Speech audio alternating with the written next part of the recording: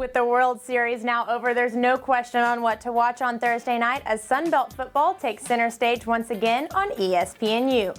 Arkansas State will travel to Georgia State in hopes of remaining undefeated in conference play, while Georgia State will look to bounce back from a tough loss against South Alabama. Led by reigning Sunbelt Offensive Player of the Week quarterback Justice Hansen, the Red Wolves are currently ranked 89th in the nation, totaling 382 yards per game, and will go up against a Panther defense that has yielded just 19 points over the last 2 games. I think it's really important going on the road on a Thursday night. All the statistics favor the home team, however we overcome that in the past, but this presents a big challenge for us. I think Georgia State's defense is playing lights out. They're really being stingy, giving up points. Everybody we've talked to says the same thing. They're playing really, really good defense, one of the best defenses they played. It's going to be important that defense play well, keep the point total down, special teams pick up some slack and make a big player here or there, and offensively continue to improve in the areas we did this week and not turn the ball over. So I think it's a huge challenge to go there and play these guys on a Thursday night. Thursday's game will kick off at 6:30 Central Time on ESPNU.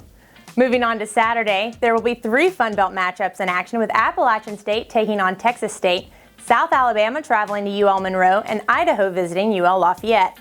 Non-conference games slated have Georgia Southern traveling to Oxford to take on Ole Miss, and Troy will play host to UMass Saturday afternoon. All games can be seen on ESPN3 with the exception of Georgia Southern at Ole Miss, which will air on ESPNU.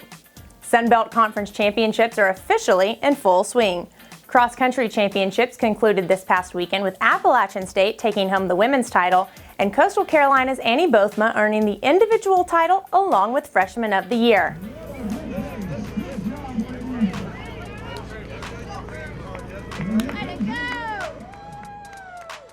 Today was not easy for me. In fact, I strongly considered not racing.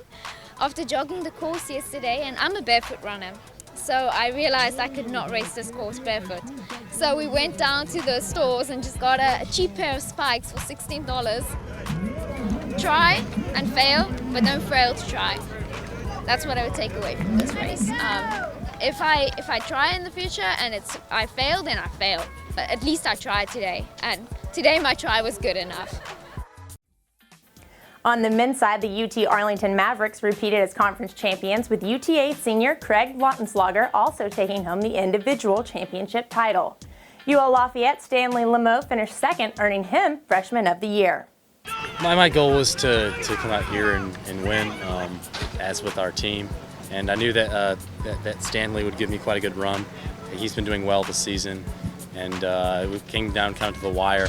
I really had to dig deep and find another gear to get rid of him, sort of. But and yeah, it was good. I think it was a good effort for our entire team. I think it's definitely a kind of a positive step forward for me. Kind of didn't feel the greatest coming out here today. Kind of had an attitude of trying to just win it, just get the W and then move on. And I think I'll come into regionals healthier and stronger than ever, and take a really good shot at making nationals. Try to represent the Sun Belt there. The Women's Soccer Championship is currently in action in Foley, Alabama.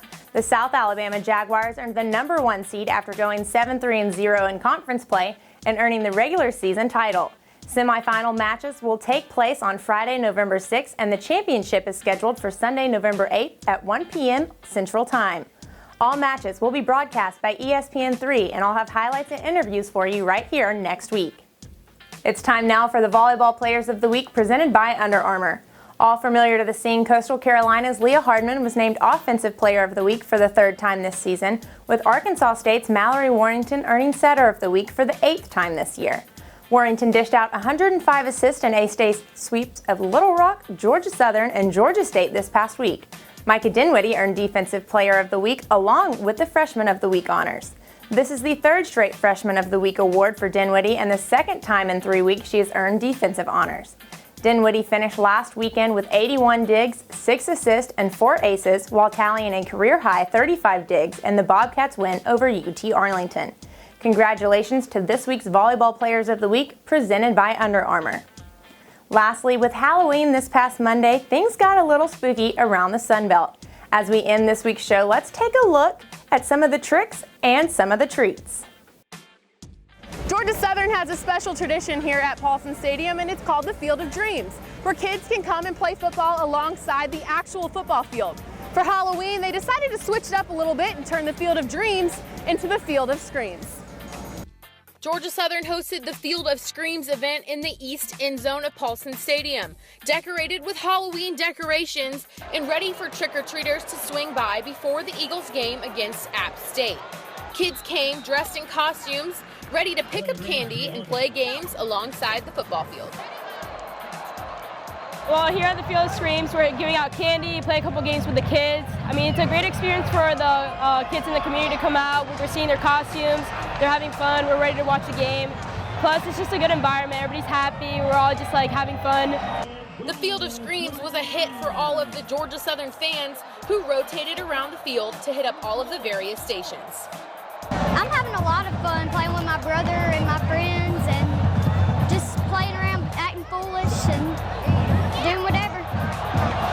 While the Field of Screams was a fun experience for all of the children involved, it was also a fun experience for the student athletes who supervised the stations and had opportunities to play with the kids as well.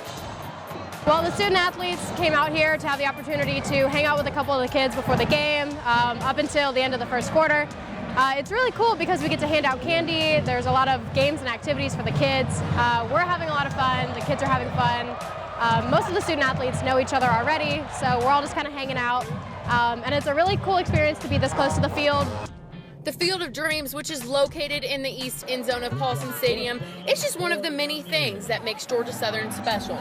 Kids dressed in costumes, whether it was princesses, superheroes, or even animals, got to come out to the Field of Screams, enjoy each other's company, and watch the Eagles play. For Georgia Southern All Access, I'm Maggie Tyler.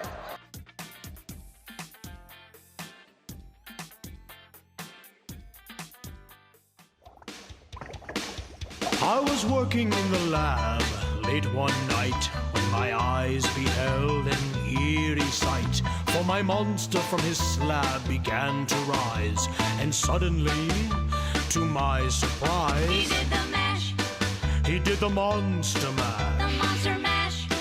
It was a graveyard smash. He did the mash, It caught on in a flash. he did the mash. He did the monster mash.